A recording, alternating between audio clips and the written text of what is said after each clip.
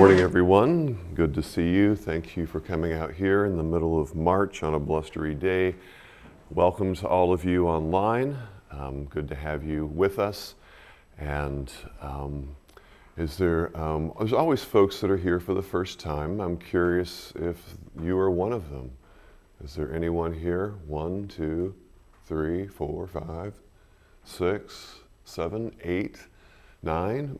Please keep coming back here and joining us. This is a community temple, and you don't have to necessarily identify as a Buddhist to be here. And we really want you to come and just be with us as part of the community.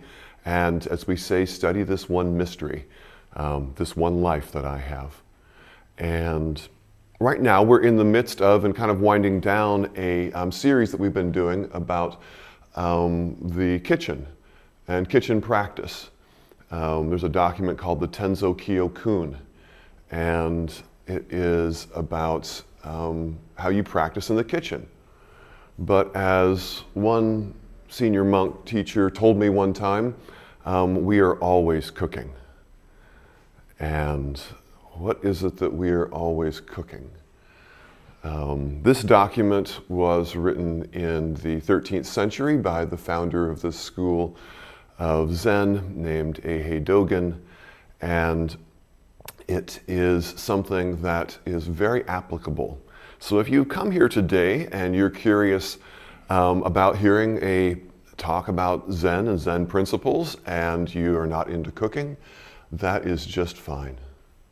Because Dogen wrote this as something that was applicable to life. Applicable to a job, applicable to any sort of work, applicable to any sort of relationship. And the document, the Tenzo Kyokun, is what we're going to talk a little bit about today. And I'm going to share some of my stories and things that I've learned from other cooks. I had the good fortune to be the head cook at Tassajara for 2 years and was able to work studying this one mystery in that context with several different teachers. And I want to start with one of the examples, and that is the example of a person named Shon. There was a very, very busy day in the kitchen where I had 2 monks who suddenly had to leave the previous week because of family matters, so they were gone. And even though I was the head of the kitchen, I needed to make breakfast and fill in for them. And I was there making breakfast, and at Tassajara, when you're making breakfast, and in this kitchen too, you're making an offering to the entire Sangha. And in doing this offering, someone comes along and is kind of waking up the monastery with a wake-up bell. And Shon loved to run the wake-up bell. And so Shon was also one of my cooks, and was a person that was incredibly adaptable. He was a very joyful person. And I was there making some sort of breakfast, and I know it involved basil, because we had these jars, these mason jars, that had all the different herbs in them. And I took the basil off of the rack, and I went to undo it, but it hadn't been undone in a while, and it was stuck, and it was an old jar, and I really twisted it hard, and the whole thing cracked all the way around the middle of the jar, and it came off in my hands into 2 broken pieces. Just these shards just hanging out there. And feel free to come on in. Yeah, just grab a seat anywhere. And so it was there, just all broken, 2 halves, had basil all over my forearms, and then I heard the wake-up bell coming. And when the wake-up bell comes, you're supposed to stand at the altar and bow. And I didn't have time to put this down because they were coming in the door, and Shon was coming in the door. And so I stood there with Shon at the altar in the kitchen as Shon did the wake-up bell in front of the altar, me bowing with 2 halves of a broken jar in my hands. And then Shon left the kitchen and I put it down. And he went out and he ran up the steps to the zendo, and he died. And it was the sudden thing. It was symbolic. And here was this joyful person in his mid-40s on the top steps of the Zendo doing what he loved, what he was really into. You could sign up to do the wake-up bell. Anyone could put their name on the list, and like half the time, Shon's name was on the wake-up bell. That's how he liked it. He liked to go and wake up the community. And he died doing what he loved. I'll never forget the symbolism of standing there with his last altar, with 2 halves of a broken jar in my hand. And I want to talk today about the lessons that I learned in the kitchen and from the people that were there. And what unfolded, not just for kitchen practice, but things that you can use anywhere, whether you're riding on a bus or you're working at a meeting or you're having a relationship at home. The Tenzo Kyokun are instructions to the cook, and as one former abbot of Eihei wrote, they're instructions to the cook for instructions for life.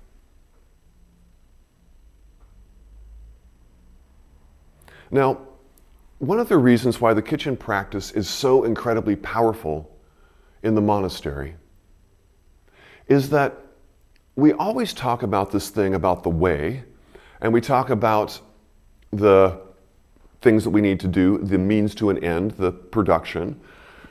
Everyone had a plan to come here today that showed up, at least I hope, maybe showed up here on accident, but most of you intended to be here. And so you thought you were going to be here, so the end result was to be here. And then all of the time since you left home was the way, you getting here. How you were in traffic, how it was when you left your house, whether or not you forgot your keys, how you were in your head whenever you first kind of got here, were looking for parking, you know, that's the way. But you had this idea in mind, that the results, you had a result in mind. And so in the monastery, we practice this all the time. We talk about the way.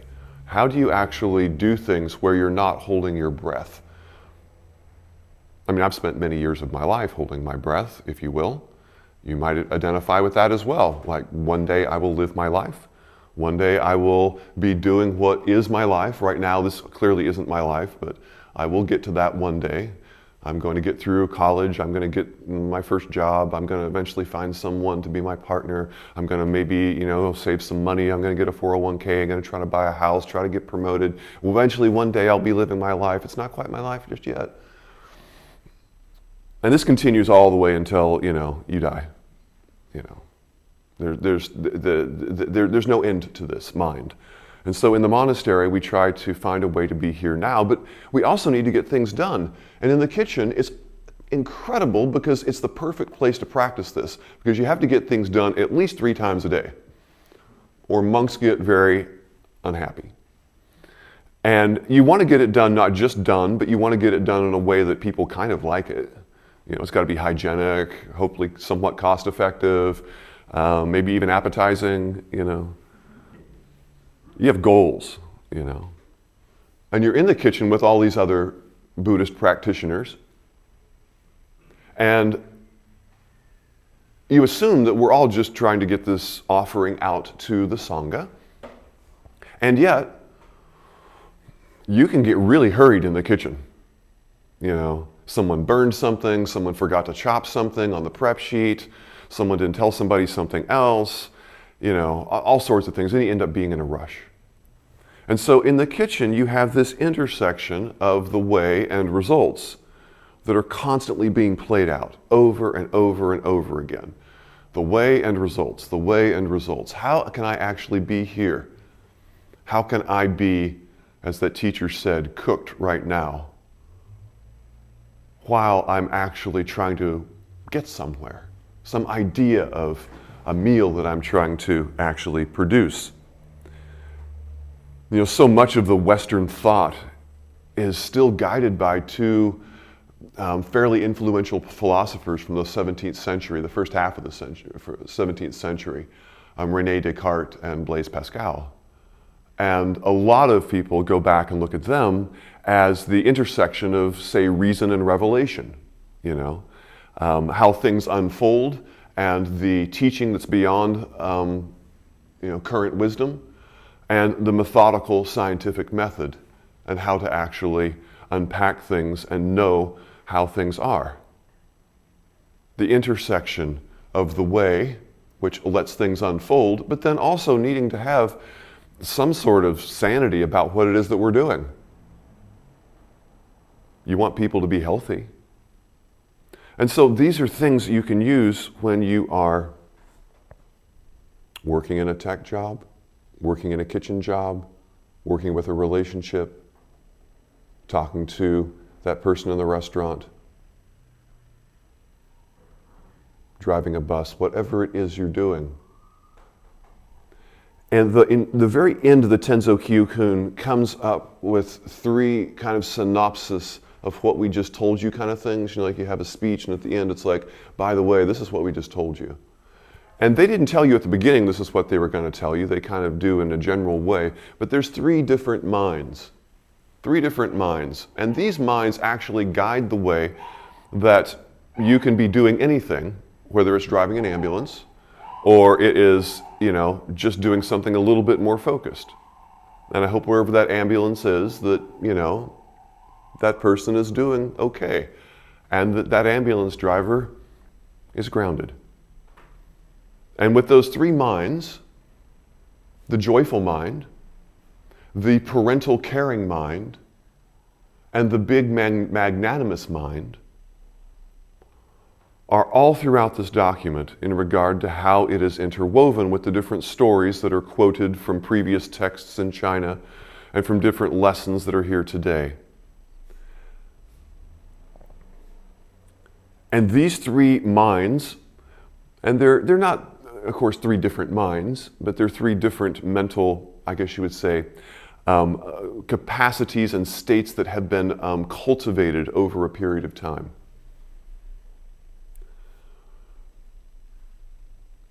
And the first one is the one that I was talking about with Shone, the joyful mind. The mind that is not just fleetingly happy about things that happen externally, but something deep in the bones that I can take anywhere. That I can have a little bit of a storm today on the surface of the ocean, but I've still got kind of that anchor in my bones deep down somewhere. That I'm not being pulled around just anywhere. There was a really interesting, I thought, insightful statement from the writer in the New York Times, longtime writer David Brooks. You might have read him before. But he wrote an article on joy. And this statement I really love. It kind of sums it up. It says, happiness usually involves a victory for self. Joy tends to involve the transcendence of self. Happiness comes from accomplishments. Joy comes when your heart is in another. Joy comes after years of changing diapers, driving to practice, worrying at night, dancing in the kitchen, playing in the yard, and just sitting quietly together watching TV. Joy is the present that life gives you as you give away your gifts.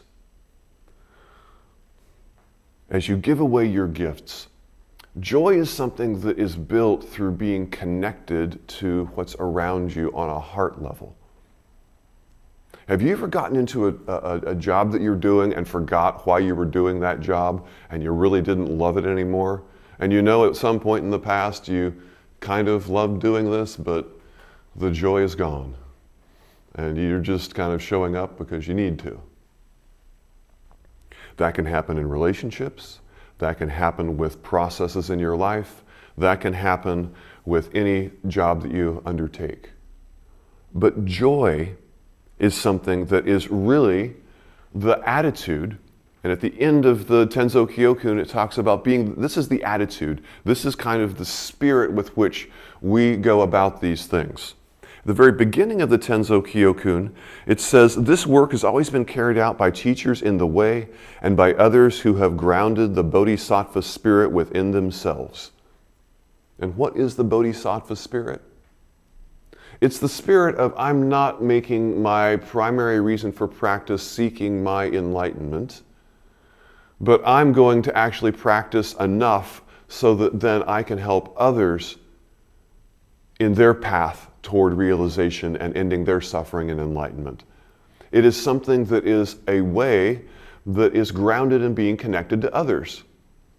and to other people's life and other people's struggle and other people's suffering. It's being grounded in that. That is what actually brings joy, is that connectedness, like what David Brooks was talking about. It is the present that life gives you as you give away your gifts. It's the present that life gives you as you give away your gifts. Being connected. How can I be connected to the work that I am doing? Have you ever thought about the people that you work with and who you might appreciate or notice the least? You ever thought about that? Have you ever thought about how it would be if you really tried to work on that relationship or pay attention to their experience or just reflect here and there that ever since they've been born, they are the center of the world. Everything has revolved around them. And I hardly notice them or think about them that often. And I don't really, on a heart level, really connect. What is it about the way that I go about working? Now, joy is the overarching attitude. And Shone was a person that had this somehow or another. He just loved to connect to people. He loved to talk to people. And we had this thing at the back door, as we call it, at Tassajara, where the monks can come and get like leftovers. And people in the past had gone there and had, put out the leftovers. And I had been there for many years, and I had seen many people put out the leftovers in the back door. And so after breakfast, anyone who's still hungry or wanting to see what the really maybe cool thing is will go and check, are there biscuits back there? Are there cookies back there? What's back there, And Shone did this thing I've never seen before, but he prepared it like it was, a lunch spread. I mean, he would even come in early and scout all the leftovers and the dishes he was going to put them in and how he was going to present them. At one point I was like, please don't garnish the leftovers. Because he would go out and find edible flowers, and put them on that. But he loved the happiness that he would see when people would come to the back door, because he was at that time the fukuten, the person who managed the floor, and then he later on became a cook for the dining room. But he loved to see the people come back there and to just be happy, and just almost like a parent that loves to sit there and just watch their children eat, and the joy that came from that. And I have so many Shone stories. His name is spelled S-O-I-E-N. He made it up when he was 10. He was raised by hippies in Oregon who refused to name him, and they said, you can call yourself whatever you want. And on the way to school one day, he was looking out the bus window, and the sun shone in the window in a way that filled his heart with just all sorts of warmth. And he said, I'm going to be called Shone. And that is why, and then he came up with his own spelling. How can I bring this spirit to the people I work with, to the people that are in my life? When you're working in that way, things are just easier. Now, this is very much tied to the second mind that Dogen mentions at the end of the Tenzo Kyokun, which is parental mind or caring mind.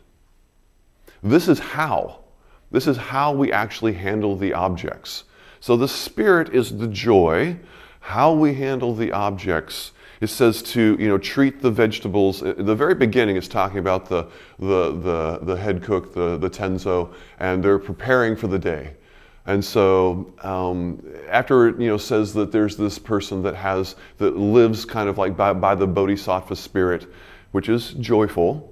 And cultivating joy, but the bodhisattva spirit connected to others. And then the next paragraph, it goes into functioning. And as soon as it goes into functioning, it starts talking about how they will collect all the vegetables and they will handle them as though they are their own eyes. As though they are their own eyes. Now, if I'm handling something as though it's my own eyes, I am pretty attuned and pretty careful. And this is the parental mind or the caring mind, because a parent holding a tiny baby, you're just like, I wouldn't I'm holding this thing like 4 feet above the ground, like, and I cannot drop it, You ever want to read something really hilarious, you can read David Sedaris talking about holding a baby. And, it's just like, all he can do is think about dropping the baby. Because it's just the thing that you just absolutely would not want to do. It's just like, I cannot help but think about dropping this baby. Because it's the thing that we're so careful with. It's just like, If I am that way with objects, that's veneration.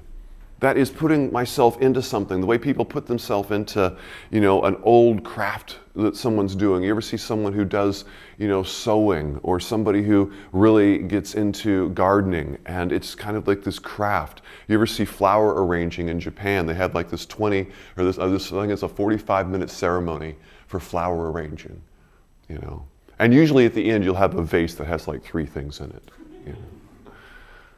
But it's just like this appreciation. It's that specific vase, it's that specific shape, it's that specific color, it's this time of year, it's this audience, it's this branch turned this way from that type of tree that had grown just that much, that was cut just so in the middle of the ceremony, with this flower that was picked from this place, that's this color, that only grows this time of year. All of this thought, there's multitudes of narratives in that one vase with that twig and that flower and that piece of foliage.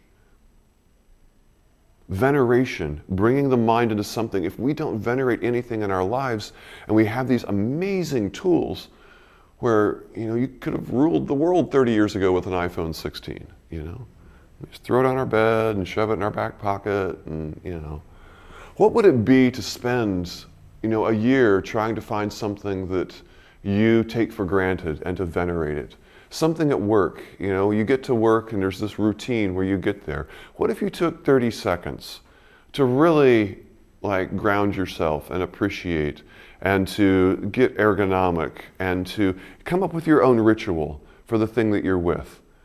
And what is it that brings you back to the love of your work and brings you back to your body while you're doing it, as though it was your own eyes? If there's nothing that you venerate in your life, nothing that you esteem intentionally, it's hard to be connected. And it's something that we cultivate. People forget. I forget. You forget. We forget. Some things are awesome, and I'm just like, oh wow, that thing's awesome, and it always makes me feel good, and I haven't done it in 3 years, Way before there was the Buddha or Buddhism. In fact, it wasn't even called Buddhism until the British came over and started labeling stuff. But before there was the Buddha in the Indo-Gangetic Plain 2,500 years ago, people were actually getting together as communities in that area and reciting their intentions together, because people forget. Getting together, just the ritual. And so they get together in these little clusters of villages, and on the full moon, they would recite their intentions, like how I want to be better next month, or the vows I've taken, or how I have promised to be, showing up for my family or my work or other people or what have you. And this was a ritual that was in place when the Buddha was born, that had been there for hundreds of years. And so it was integrated into Buddhism as the full moon ceremony, where you get together and you recite your vows once a month, because we forget. And to venerate this practice and to remember, to bring something back. If there's nothing that is bringing me back at work to remember why I'm there and why I'm doing it, over time it will become kind of rote, and my heart will become detached from it. And what is it that keeps my heart? What ritual, what way of being allows me to actually be with the thing that's going on? Parental mind. The caring mind that works with things as though they are my own eyes. Being right there with the carrots and the bowl that I'm putting them in,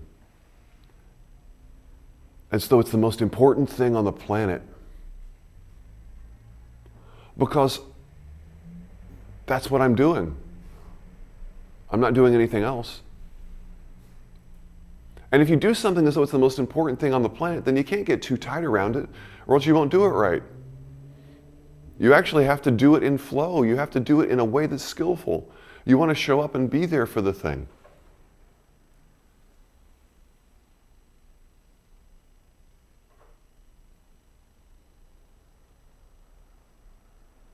Dogen says, do not be absent-minded in your activities. Okay, that's good not to be scattered. And then he says, nor so absorbed in one aspect of a matter that you fail to see its other aspects. Okay, that's what I think we're usually trying to do. You know, I want to focus, but I don't want to focus so much that I forget the other things that are going on around me that I need to be with. Through the process of being in an environment where people are heart connected to the reason that they are there, and they are handling things as though they are their own eyes, there is a certain flow that starts to happen. Because if you think about it, you can't cut celery and think about everything that's going on. You do need to be focused. But if you're thinking about the board, or your hand, or the knife, or the celery, independently, you're going to make a mistake. You actually have to learn to be in the middle of it, the way a juggler is in the middle of things. You know, if you think about one ball, it falls. You have to be in the flow of what's happening. And being able to cultivate this parental mind over time leads us to a place where things start to expand. And that brings us to the last mind. It's the result of actually having a joyful attitude, functioning with a mind that is careful and caring and parental, and that's big mind, magnanimous mind, impartial mind, appropriate mind, able to see what's appropriate for the moment and able to respond.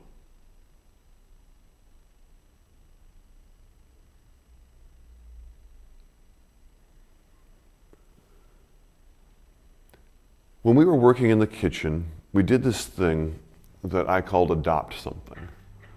Adopt something is when, just like I was talking before about maybe a coworker that you don't notice so much.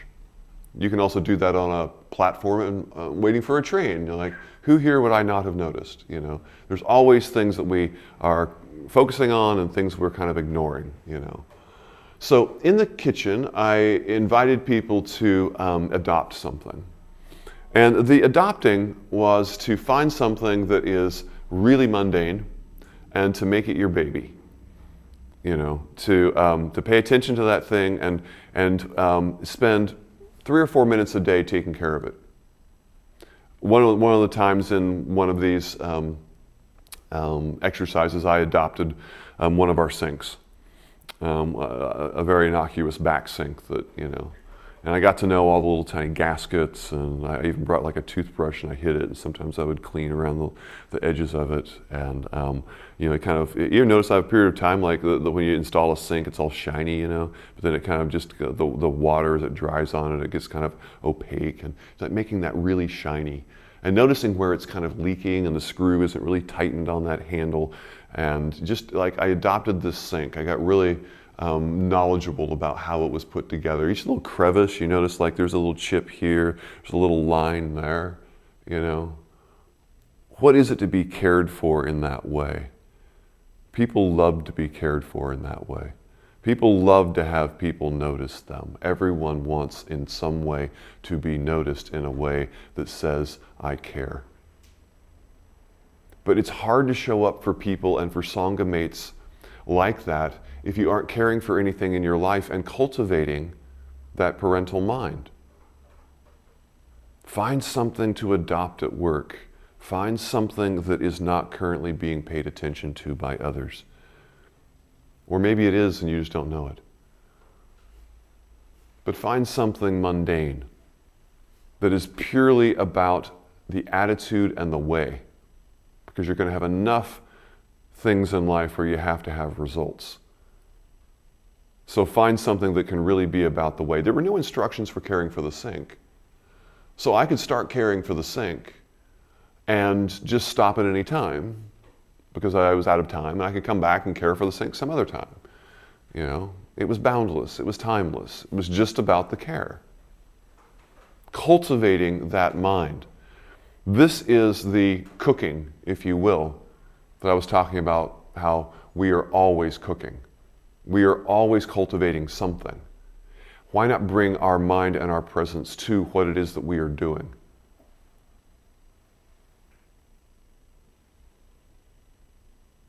There is a certain intimacy that evolves when we are connected to what it is that we are doing. When I say intimacy, there is like a relational thing inside that has a bit of just inherent care. And learning to find ways that we can actually take this to other people, like the sink. You ever rush through customer service? You're trying to return something, and that person's probably had 30 people get mad at him today.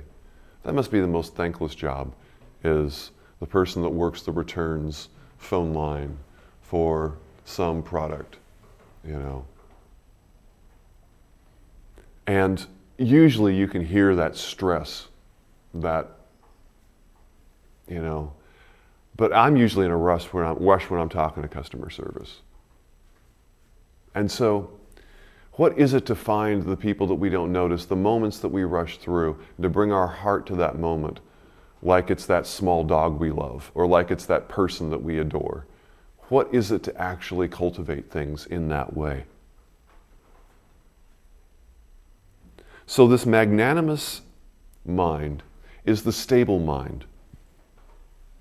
It's the impartial mind. Because we want to be able to receive people as they are, as the gifts that they're giving us, and not how we want them to show up, but as they are showing up, as their capacities are.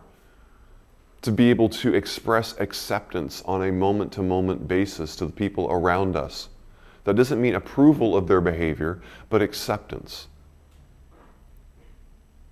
Magnanimous mind, they say, a monk's mouth in the kitchen should be like an oven.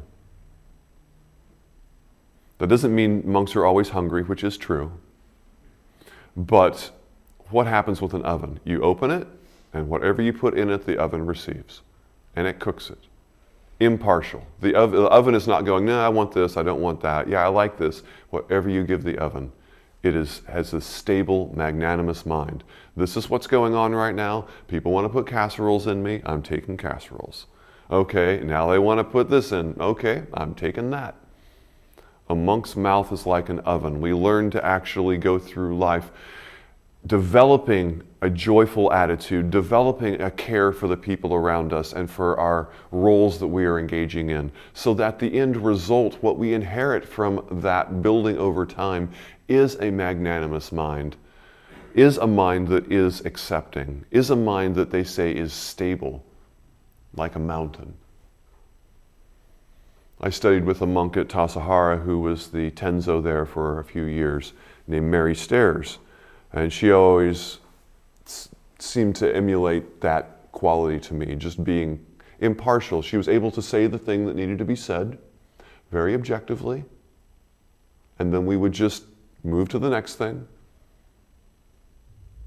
She did not seem to be terribly flustered or terribly excited. We were just working through what needed to be worked through, working with the kitchen. And I have to say right now in our kitchen at City Center, I'm really happy with the way things are working there. We've got a wonderful head cook in Marie. And it is a place that people seem to really like to work and like to be. And this is what we're trying to cultivate around us, because the measure of a person when they die is not what was on their resume or the great things they accomplished, but it was the effect on the people around them while they were doing those things. What is the effect I have on the people around me? I'm a pebble, you drop me in a pond, there's a ripple. What's that ripple? What's the effect on other people? Are they more empowered? Or are they more discouraged? I like to sometimes say that, any spiritual path is really about one thing, and that's learning to suffer less and thrive more, and helping other people to suffer less and thrive more. And how does that actually happen? Well, through these processes that we cultivate, through these processes that we learn to bring and share with others. It's about how we hold what we have, not what we want. And in the kitchen, the way and the results are constantly meeting each other. And this world will, in most cases, want us to constantly produce, and not really care how we got there. But your life is how you got there. I can remember working years ago in the financial field, and we had these goals. And I can remember having this monthly party where we would celebrate people who hit these big goals. And there was this person there who hit a goal that I know she was working on for years, and she hit that goal. We had the party, but in the middle of the party in the restaurant, I didn't see her get off of her phone maybe for 5 minutes. And she looked really wound, like she was working on something. And there was this, there is no end. I do that all the time on accident if I'm not paying attention, where it's just about the result. And then when I get the result, I really can't fully connect to it because I haven't really been fully connected to anything all along. I can tell other people stuff, like I did this thing, and then maybe I can feel like other people can give me some validation, like, oh, that's great, you accomplished that thing. But inside, in my bones, I'm not alive. I'm holding my breath. I'm not at work. I'm actually waiting for one day when I can exhale. And that's what the Tenzo Kyokun is teaching us, is how to be able to be alive and connected to the people and the objects and the processes that are going on around me, so that when I put the meal out there and give it to the Sangha as an offering, that's just the next thing. And then I wash the dishes with a joyful mind. And I take my apron off and I hang it up. And I walk out of the kitchen. And I'm thankful that I learned the lessons and they're in my bones. And I have Mary Stairs in there, and I have Shone Rue in there, and I have Dale Kent in there, and I have Juliet Wagner in there, and different people that have taught me amazing things about how to care for things, about how to be joyful, and about how to have big mind and to just do the appropriate thing as it's happening next. And this can be used anywhere. And that's why Dogen was so passionate about the Tenzo Kyokun, and he quoted it many times. And it was the only real work practice document that he wrote. And in this monastery, this is a great place to practice. It's where the way and the results meet. And so you just hang up your apron and you walk out of the kitchen and you do the next thing.